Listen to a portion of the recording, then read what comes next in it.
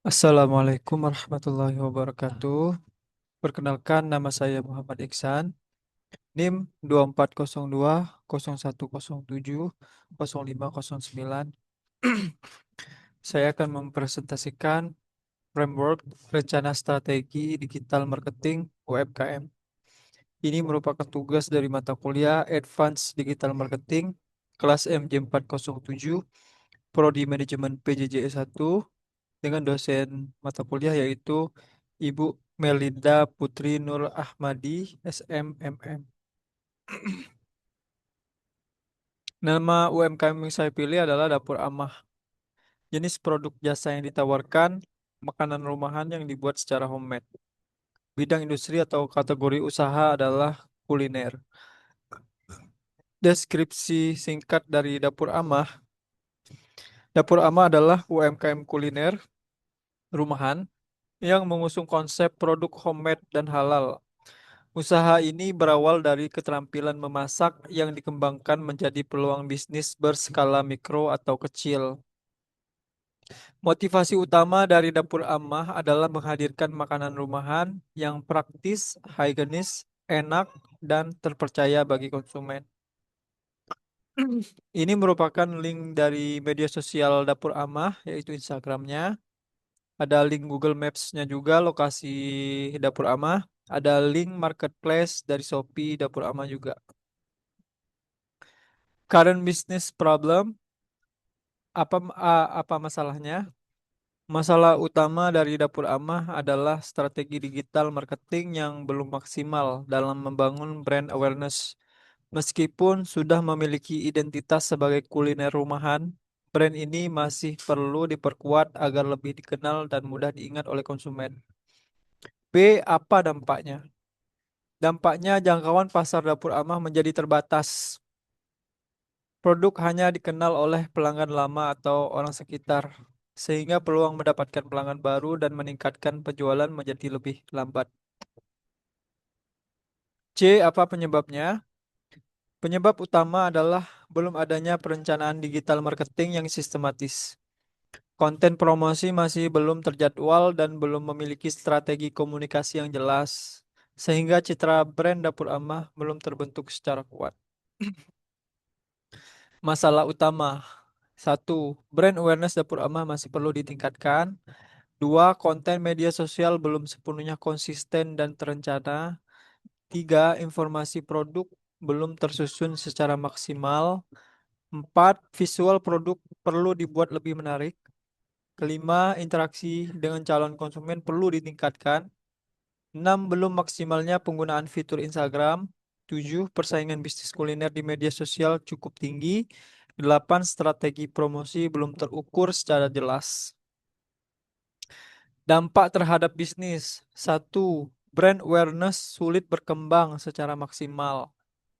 Dua, jangkauan pasar menjadi terbatas. Tiga, minat beli konsumen dapat menurun. Empat, calon konsumen merasa ragu untuk membeli.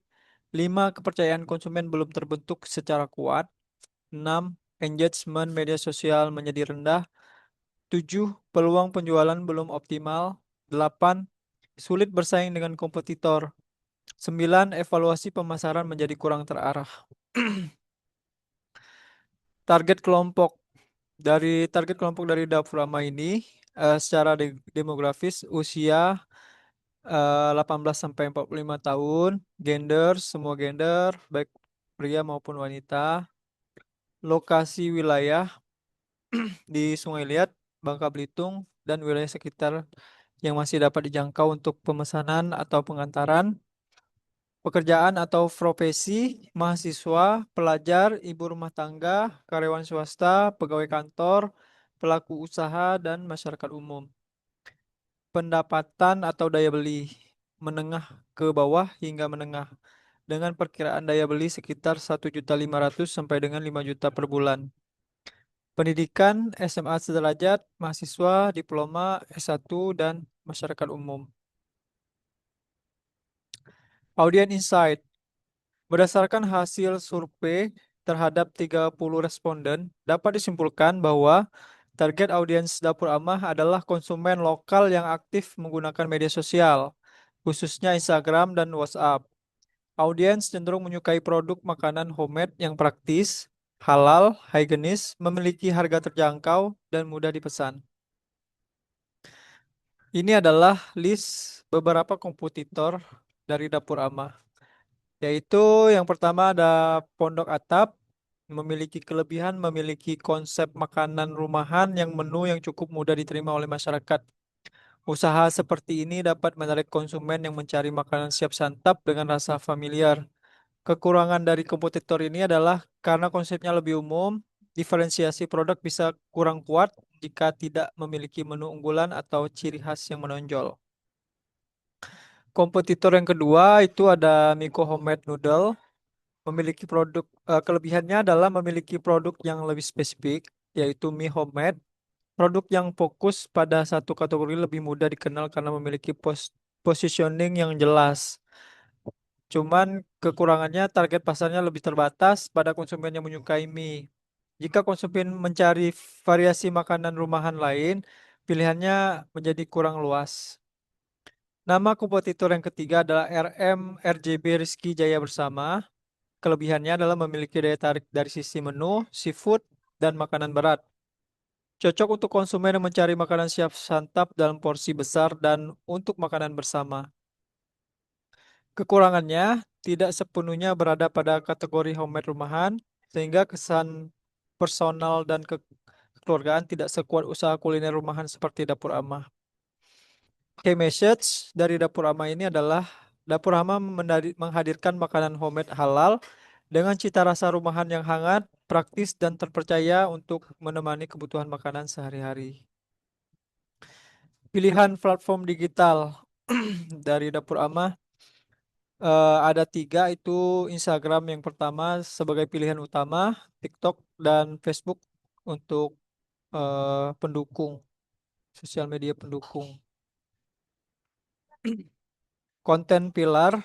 Pilar satu, edukasi, konten yang memberikan informasi kepada audiens mengenai produk, bahan kualitas, dan kehalalan, kebersihan, dan cara pemesanan. Pilar kedua yaitu inspirasi, konten yang memberikan ide atau inspirasi kepada audiens tentang penggunaan produk dapur amah untuk kebutuhan sehari-hari, keluarga, acara kecil, atau momen tertentu. Pilar ketiga, promosi, konten yang bertujuan mendorong audiens untuk membeli produk melalui promo, paket hemat, menu baru, diskon, atau penawaran terbatas.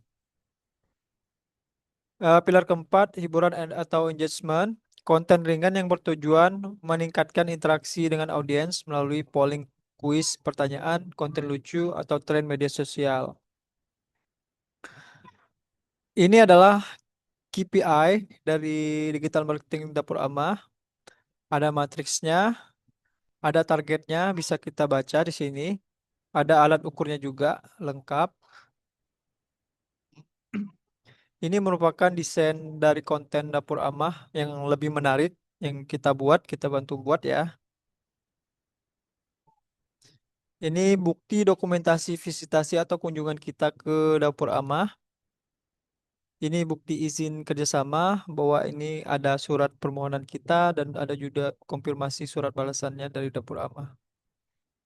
Pembagian tugas, karena tugas ini saya kerjakan secara individu, jadi saya semua yang mengerjakan secara mandiri sendiri. Demikian ulasan dari saya, presentasi dari saya. Semoga bermanfaat. Saya ucapkan terima kasih. Assalamualaikum warahmatullahi wabarakatuh.